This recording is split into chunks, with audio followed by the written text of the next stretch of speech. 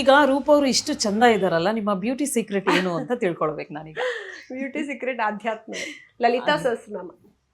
ಯಾವಾಗ್ಲೂ ದಶಮಹಾವಿದ್ಯೆನಲ್ಲಿ ಅದಕ್ಕೆ ಶ್ರೀವಿದ್ಯಾನ ನಾವು ಪ್ರಾಕ್ಟೀಸ್ ಮಾಡ್ತಾ ಮಾಡ್ತಾ ಲಲಿತಾ ಸಹಸ್ರನಾಮ ಹೇಳ್ತಾ ಹೇಳ್ತಾ ಹೇಳ್ತಾ ನಾನು ಅಂತಾನೆಲ್ಲ, ನೀವು ಬೇಕಾದ್ರೆ ಗಮನಿಸಿ ತುಂಬಾ ಜನನ ದೇ ಸ್ಟ್ಯಾಂಡ್ ಔಟ್. 100 ಜನರ ಮಧ್ಯದಲ್ಲಿದ್ರು ಒಂಥರ ಎದ್ದು ಕಾಣಿಸ್ತಾರೆ, ಅಥವಾ ಅವ್ರ ಕಣ್ಣಲ್ಲಿ ಒಂದು ಕಳೆ ಇರುತ್ತೆ, ಭಕ್ತಿ ಇರುತ್ತೆ.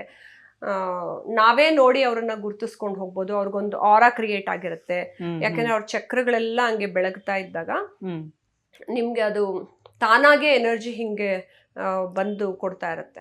ಸೊ ಅದೆಲ್ಲ ಭಕ್ತಿಯಿಂದಾನೇ ಆಗೋದು. ಭಕ್ತಿ ಮತ್ತೆ ಪೂಜೆ ಮತ್ತೆ ಧ್ಯಾನ ಮತ್ತೆ ಒಳ್ಳೆ ಚಿಂತನೆಗಳು ಇದ್ದಾಗ ನಿಮ್ಗೆ ಕ್ರೂರತೆ ಮುಖದಲ್ಲಿ ಕಾಣಲ್ಲ.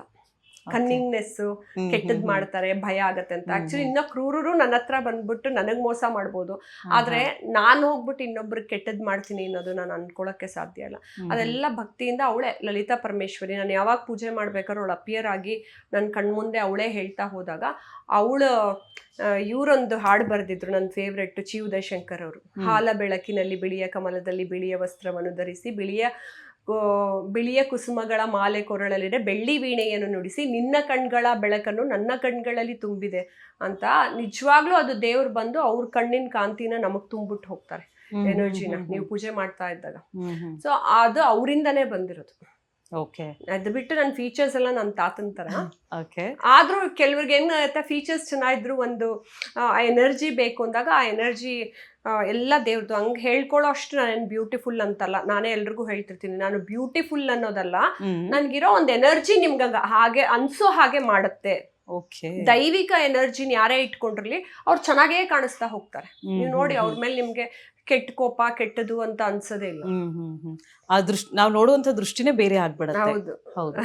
ಓಕೆ, ಈಗ ಎಲ್ರು ಕೇಳ್ತಿರೋದು ಏನು ಅಂತ ಹೇಳಿದ್ರೆ, ರೂಪ ಅವರು ಎಷ್ಟೊತ್ತಿಗೆ ಎದ್ದು ಹೇಳ್ತಾರೆ, ಅವ್ರ ಲೈಫ್ ಸ್ಟೈಲ್ ಏನು, ಫುಡ್ ಸ್ಟೈಲ್ ಏನು, ಸೊ ಅವ್ರು ಹೇಗಿರುತ್ತೆ, ಅವ್ರ ದಿನಚರಿ ಹೇಗಿರುತ್ತೆ ಅಂತ ತಿಳ್ಕೊಳ್ಬೇಕು ಅನ್ನೋ ಕುತೂಹಲ ವೀಕ್ಷಕರಿಗೂ ಇದೆ, ನನಗೂ ಕೂಡ ಇದೆ. ದಯವಿಟ್ಟು ತಿಳಿಸಿ. Thank you. ನಾನು ಊಟಕ್ಕಷ್ಟು ಇಂಪಾರ್ಟೆನ್ಸ್ ಕೊಡಲ್ಲ.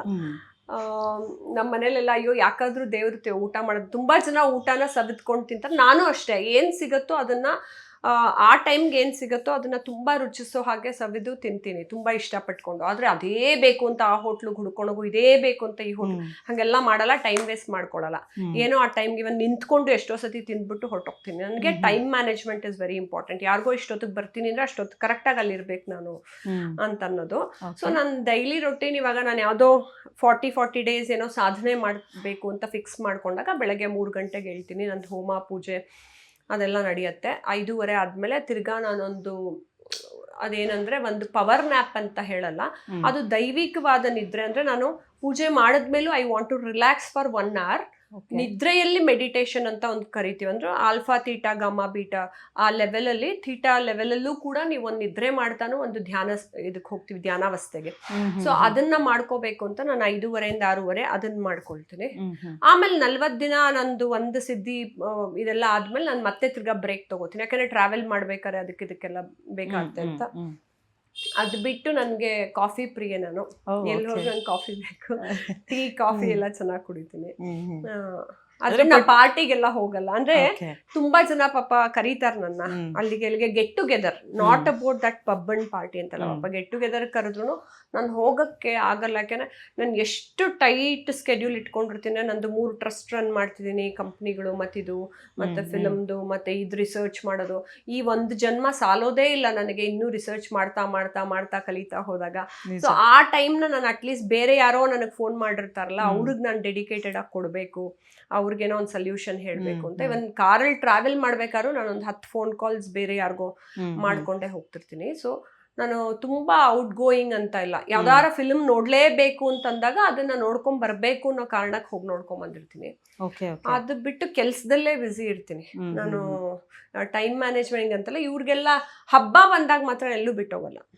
ಯಾಕಂದ್ರೆ ಇವ್ರನ್ನೆಲ್ಲ ಅಲಂಕಾರ ಮಾಡಿ ಪ್ರೀತಿಯಿಂದ ನೋಡ್ಕೋಬೇಕು. ಆಮೇಲೆ ನೈವೇದ್ಯ ನಾನೇ ರೆಡಿ ಮಾಡ್ತೀನಿ ತುಂಬಾ ಸತಿ. ಇಲ್ಲ ನಮ್ಮಮ್ಮ ನವರಾತ್ರಿಗಳಲ್ಲಿದ್ರೆ ಅಮ್ಮ ರೆಡಿ ಮಾಡ್ಕೊಡ್ತಾರೆ.